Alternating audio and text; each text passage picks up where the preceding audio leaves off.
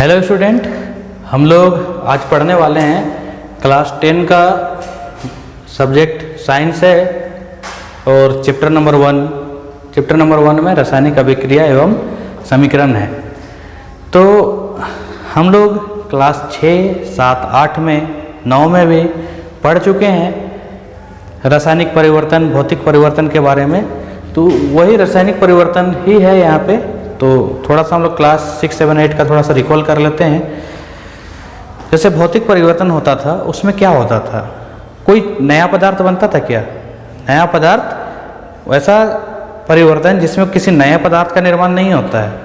ठीक है, हाँ, भले उसका आकार, रूप, रंग चेंज हो सकता है, लेकिन किसी भी नए पदार्थ का निर्माण नहीं होता है। उसको हम लोग बोलते थे भौतिक परिवर्तन। जैसे किसी कागज़ को हम लोग फाड़ दें, तो कागज़ को फाड़ने से पहला कागज़ का टुकड़ा और दूसरा भी कागज़ का टुकड़ा दोनों सेम चीज़ रहेगा। उसमें किसी भी तरीके का कोई प्रॉपर्टी में, कोई गुण में कोई चेंजेस नहीं आता था। लेकिन जब हम लोग रासायनिक परिवर्तन का बात करते थे तो उसके गुणों में परिवर्तन आ जाता था। ठीक है, जैसे अगर हम लोग लकड़ी को जला रहे हैं, लकड़ी को जैसे हम लोग जलाते हैं तो जलने के बाद क्या बच जाता है? राख। लकड़ी और राख दोनों का गुण में परिवर्तन मतलब चेंज है या नहीं है? बिल्कुल है, क्योंकि लकड़ी का गुण अलग होता है और राख का गुण जो है अलग होता है। ऐसे अनेकों एग्जाम्पल हम लोग ले सकते हैं। तो ज़्यादा समय बर्बाद नहीं करते हुए हम लोग मेन टॉपिक पे आते हैं, chemical reaction. Chemical reaction basically है क्या? जब कोई दो या दो से अधिक पदार्थ मिलकर नए पदार्थ का निर्माण करता है नए गुणों के साथ, तब हम लोग उसको बोलते हैं रासायनिक अभिक्रिया। ठीक है, फिर से ध्यान से सुनिएगा। जब कोई दो या दो से अधिक पदार्थ मिलकर या टूटकर नए पदार्थ का निर्माण करता है नए गुणों के साथ, तो उसे हम लोग बोलेंगे रासायनिक अभिक्रिया। ठीक है, जैसे एग्जाम्पल के तौर पे आप लोग ले सकते हैं।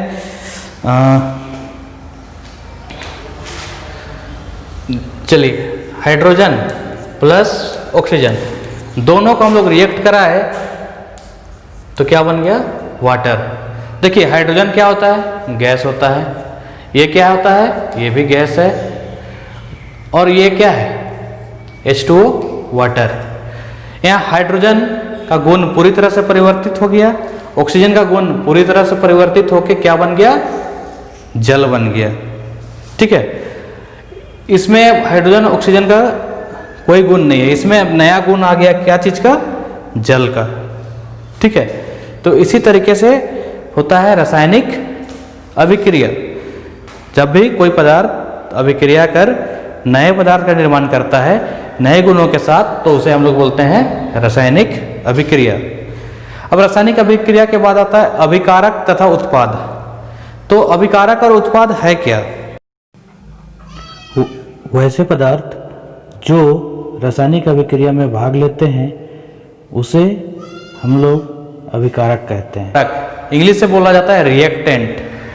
ठीक है, जो भी पदार्थ, जैसे इसमें हाइड्रोजन और ऑक्सीजन दोनों मिलकर अभिक्रिया कर रहा है, तो इसमें हम लोग का अभिकारक हो जाएगा हाइड्रोजन और ऑक्सीजन। क्लियर है यहाँ तक? अब आता है उत्पाद। उत्पाद है क्या?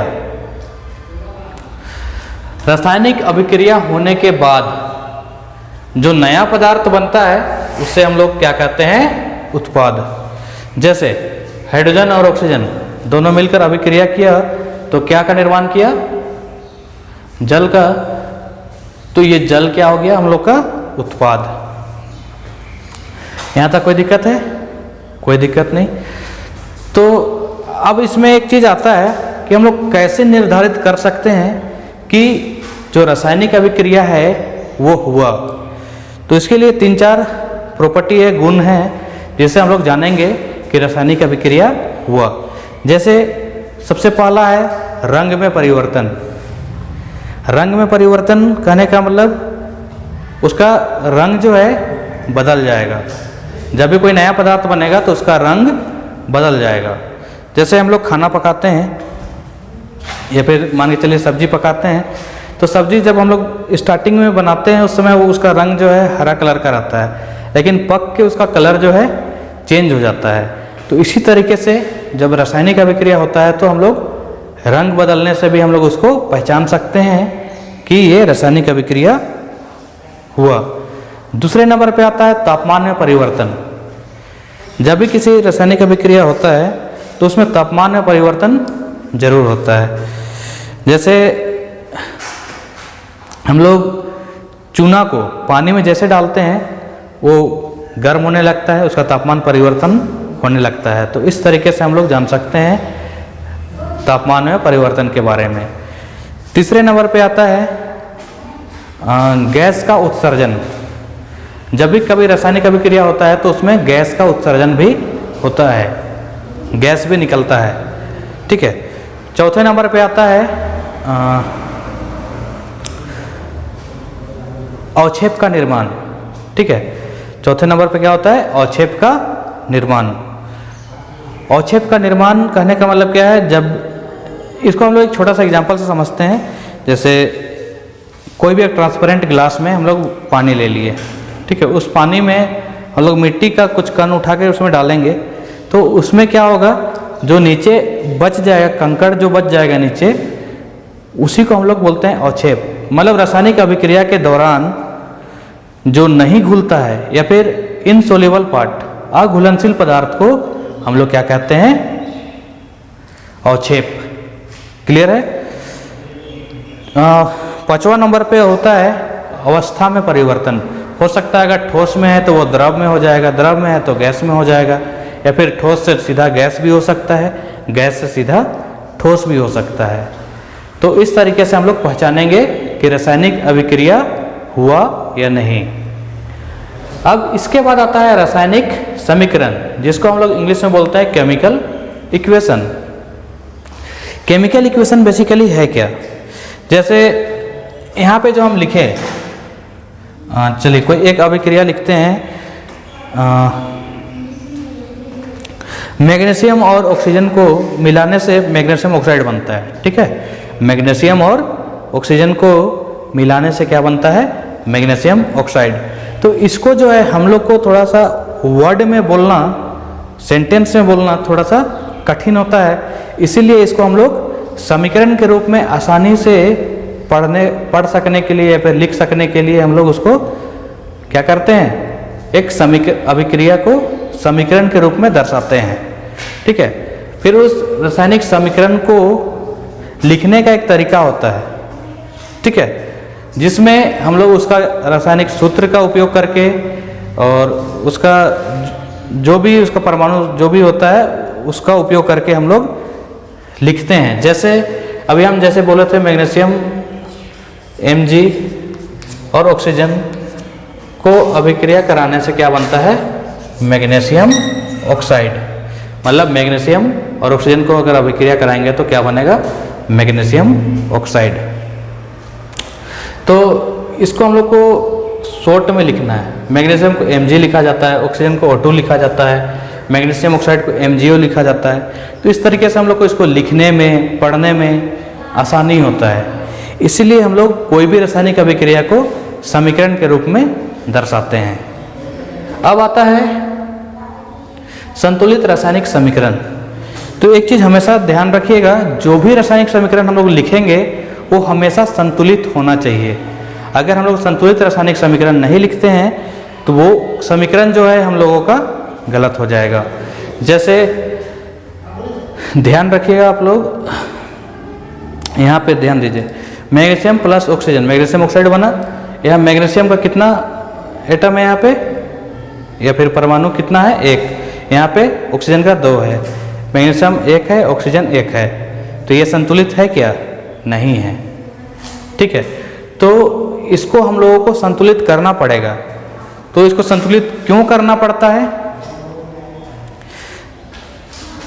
द्रव्यमान संरक्षण का नियम ये कहता है कि कोई भी पदार्थ का या फिर कोई भी पदार्थ को हम लोग ना ही सृजित कर सकते हैं और ना ही विनाश कर सकते हैं। ठीक है।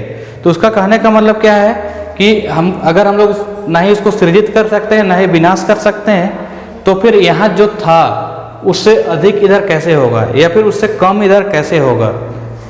तो ये चीज़ हम लोगों का गलत हो जाता है। इसीलिए हम लोगों को जो भी रासायनिक समीकरण है उसको संतुलित करना पड़ता है, ठीक है, ताकि जो द्रव्यमान का संरक्षण नियम है उसका पालन हो सके। तो इसको हम लोग संतुलित कैसे करेंगे? जैसे यहाँ पे मैग्नीशियम 1 है, इधर भी 1 है, चलिए ये संतुलित है। यहाँ ऑक्सीजन 2 है तो इधर ऑक्सीजन को हम लोग को 2 करना होगा। तो हम लोग यहाँ इसका नीचे फार्मूला में कोई परिवर्तन नहीं कर सकते हैं, जो भी चेंज करना है यहाँ उसका मल्टीप्लाई में हम लोग चेंज कर सकते हैं। तो जैसे हम लोग यहाँ पे अगर 2 डाल देते हैं तो 2 ऑक्सीजन हो गया, यहाँ भी 2 ऑक्सीजन हो गया। अरे लेकिन देखिए मैग्नीशियम यहाँ पे क्या हो गया, ये 2 हो गया और इधर 1 हो गया। तो क्या करेंगे, यहाँ पर भी हम लोग 2 लगा देंगे, ठीक है। मैं नेक्स्ट वीडियो में रासायनिक समीकरण के ऊपर एक वीडियो बनाऊंगा जिसमें सिर्फ उसमें रासायनिक समीकरण को कैसे संतुलित किया जाता है, अलग अलग तरह का रासायनिक समीकरण दिया रहेगा, उसको संतुलित कैसे करना है, क्या करना है, सारा चीज़ मैं उसमें एक्सप्लेन करूंगा। अभी हम लोग आगे बढ़ते हैं रासायनिक अभिक्रिया के प्रकार, जो इस चैप्टर का सबसे मेन टॉपिक माना जाता है। जैसे रासायनिक अभिक्रिया का प्रकार कितना होता है, 1 2 3 4 5। पहला नंबर पे क्या है, संयोजन अभिक्रिया, जिसको इंग्लिश में बोलते हैं कॉम्बिनेशन रिएक्शन। दूसरा है वियोजन अभिक्रिया, जिसको बोलते हैं डिकम्पोजिशन। तीसरे नंबर पे है विस्थापन अभिक्रिया, जिसको बोलते हैं डिस्प्लेसमेंट। चौथे नंबर पे है द्विविस्थापन, जिसको बोलते हैं डबल डिस्प्लेसमेंट। 5वें नंबर में उपचयन और अपचयन। तो सारा चीज को हम लोग एक एक करके डील करेंगे। सबसे पहले नंबर पे आता है संयोजन अभिक्रिया। क्या आता है, संयोजन अभिक्रिया। तो संयोजन अभिक्रिया हम लोग किसे कहेंगे, वैसी रासायनिक अभिक्रिया जिसमें 2 या 2 से अधिक पदार्थ मिलकर एक नए पदार्थ का निर्माण करता है, उसे हम लोग क्या कहेंगे, संयोजन अभिक्रिया, ठीक है। कहने का मतलब क्या है, नाम से ही पता चल रहा है, संयोजन या फिर इंग्लिश में देखा जाए तो कॉम्बिनेशन, कंबाइन करना, संयोग करना, मतलब 2 या 2 से अधिक पदार्थ सभी मिलकर कितना पदार्थ का निर्माण करेगा, एक। तब हम लोग उसको बोलेंगे संयोजन अभिक्रिया, ठीक है। जैसे यहाँ पर भी आप लोग देख सकते हैं मैग्नीशियम और ऑक्सीजन दोनों मिलकर एक नया पदार्थ का निर्माण किया, जिसको हम लोग बोलेंगे मैग्नीशियम ऑक्साइड। क्लियर है। तो इस तरह का जो भी अभिक्रिया होगा उसको हम लोग बोलेंगे संयोजन अभिक्रिया। इसमें मुख्यतः इस बात पे ध्यान रखना है कि सिंगल पदार्थ, मतलब एक पदार्थ ही बनना चाहिए, एक से अधिक पदार्थ नहीं बन सकता है, ठीक है। और दूसरे नंबर पे आता है वियोजन अभिक्रिया, जिसको हम लोग इंग्लिश में बोलते हैं डिकम्पोजिशन रिएक्शन। तो ये वियोजन अभिक्रिया जस्ट संयोजन का उल्टा है। जैसे अभी हम लोग पढ़े क्या, संयोजन में 2 या 2 से अधिक मिलकर एक पदार्थ का निर्माण करता है, तो उसका विपरीत क्या हो जाएगा, एक पदार्थ टूटकर 2 या 2 से अधिक नए पदार्थ का निर्माण करता है, उसे हम लोग बोलेंगे वियोजन अभिक्रिया। क्लियर है। जैसे एग्जाम्पल के लिए हम लोग ले लेते हैं NaCl। चलिए NaCl में हम लोग जैसे इसमें विद्युत प्रवाहित करेंगे तो ये Na प्लस Cl2 में टूट जाएगा। तो जब हम लोग इसको संतुलित करना होगा तो यहाँ 2 लगाएंगे और यहाँ भी 2 लगाएंगे। देखिए यहाँ क्या हुआ, एक पदार्थ टूटकर 2 पदार्थ का निर्माण किया, ठीक है। एक पदार्थ क्या था, NaCl, ठीक है। टूटने के बाद Na अलग हो गया और Cl अलग हो गया। तो इस तरीके का जो भी अभिक्रिया होगा उसको हम लोग बोलेंगे वियोजन अभिक्रिया। वियोजन अभिक्रिया का अलग से 3 प्रकार होता है, क्योंकि वियोजन अभिक्रिया होने के लिए हम लोगों को किसी न किसी तरीके से उसमें ऊर्जा देने का आवश्यकता होता है। जब तक ऊर्जा हम लोग उसको नहीं देंगे तब तक वियोजन अभिक्रिया नहीं होता है। और वो ऊर्जा जो है हम लोग 3 तरीके से दे सकते हैं। पहला है विद्युत के रूप में, दूसरा ऊष्मा के रूप में और तीसरा प्रकाश के रूप में। ठीक है, तो जो पहला है विद्युत के रूप में, उसका एग्जाम्पल तो आप लोग यहाँ पे देख सकते हैं, NaCl, Na और मतलब Na और Cl2 में टूट चुका है। इसमें हम लोग विद्युत ऊर्जा देते हैं, तब जाके इस तरह का अभिक्रिया होता है विद्युत। तो इसको हम लोग बोलेंगे विद्युतीय वियोजन अभिक्रिया। सेकेंड नंबर पे आता है ऊष्मा का, तो उसको हम लोग बोलेंगे ऊष्मीय वियोजन अभिक्रिया। ऊष्मा में जैसे हम लोग ले लेते हैं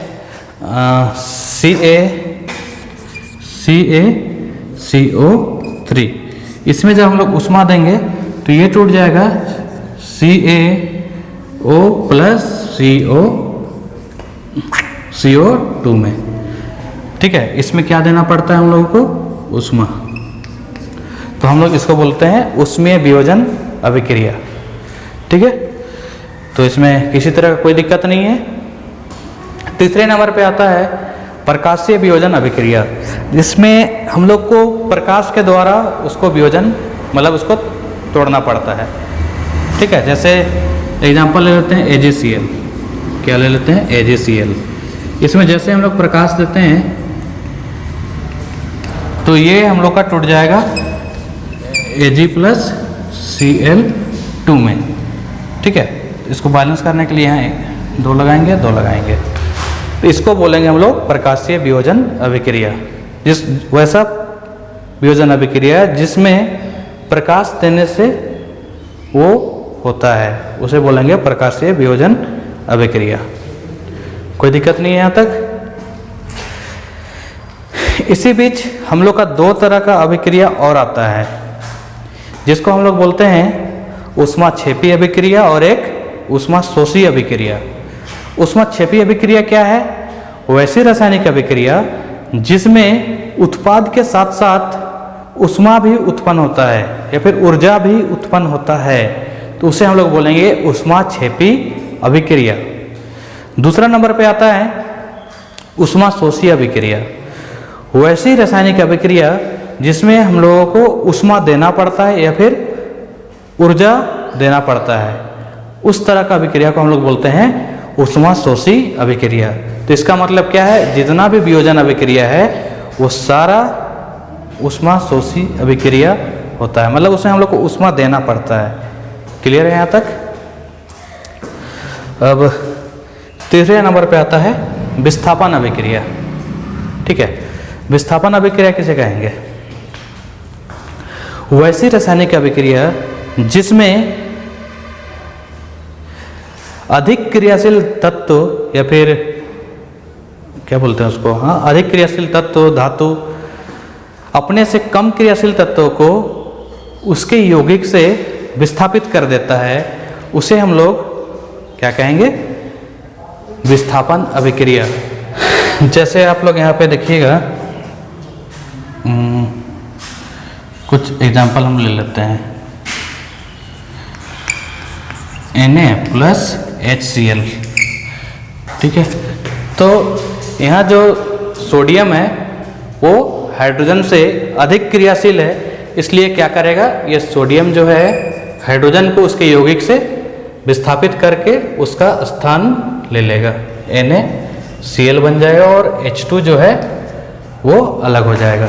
तो इस तरह का अभिक्रिया को हम लोग बोलते हैं विस्थापन अभिक्रिया। एक बार ध्यान से सुनिएगा, जो वैसी रासायनिक अभिक्रिया जिसमें अधिक क्रियाशील तत्व अपने से कम क्रियाशील तत्वों को उसके यौगिक से विस्थापित कर देता है, उसे हम लोग विस्थापन अभिक्रिया कहते हैं। ठीक है, अब चौथे नंबर पे आता है द्विविस्थापन अभिक्रिया। द्विविस्थापन अभिक्रिया क्या है? वैसी रासायनिक अभिक्रिया जिसमें आयनों का आदान प्रदान होता है, उसे हम लोग द्विविस्थापन अभिक्रिया कहते हैं। जैसे एग्जांपल से हम लोग समझेंगे, यहाँ पे NaCl प्लस H2SO4 है, तो इसमें क्या होगा? इसका जो धनात्मक आयन है इसका ऋणात्मक आयन के साथ चला जाएगा और इसका जो धनात्मक है इसका ऋणात्मक आयन के साथ चला जाएगा। जैसे इसमें क्या बनेगा, Na किसके साथ, SO4 के साथ, Na2SO4 प्लस इसका हाइड्रोजन जो है क्लोरीन के साथ HCl। अब हम लोग को इस समीकरण को संतुलित करना होता है, तो संतुलित करने के लिए हम बोले एक अलग से वीडियो बना देंगे, उसमें सारा संतुलित करने वाला ही वीडियो रहेगा, ठीक है। तो इसमें क्या हुआ, आयनों का आदान प्रदान हुआ, अदला बदली हुआ, ठीक है। तो जो भी द्विविस्थापन अभिक्रिया होता है उसमें आयनों का आदान प्रदान होता है। अब 5वां नंबर पे आता है उपचयन और अपचयन अभिक्रिया। तो उपचयन अपचयन क्या है, तो सबसे पहले हम लोग उपचयन को समझेंगे। उपचयन वैसा रासायनिक अभिक्रिया जिसमें ऑक्सीजन का योग होता है या फिर हाइड्रोजन का कमी आ जाता है, ठीक है। तो उसको हम लोग बोलेंगे उपचयन अभिक्रिया। मतलब दोनों में से कुछ भी हो सकता है, या तो ऑक्सीजन बढ़ जाए या फिर हाइड्रोजन वहाँ से घट जाए, तो उस तरह का अभिक्रिया को हम लोग बोलेंगे उपचयन अभिक्रिया।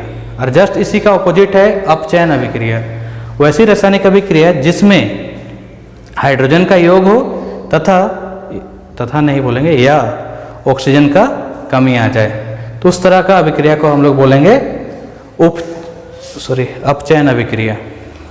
कभी कभी ये दोनों अभिक्रिया जो है साथ में होता है, जिसको हम लोग एक साथ बोलते हैं उपचयन अपचयन अभिक्रिया, जिसका डेफिनेशन हो जाएगा वैसी रासायनिक अभिक्रिया जिसमें उपचयन तथा अपचयन दोनों साथ साथ हो, उसे हम लोग उपचयन अपचयन अभिक्रिया कहते हैं। इंग्लिश में से रेडॉक्स अभिक्रिया भी कहा जाता है। तो आज के वीडियो में बस इतना ही। नेक्स्ट वीडियो में इसके आगे हम लोग पढ़ेंगे। धन्यवाद।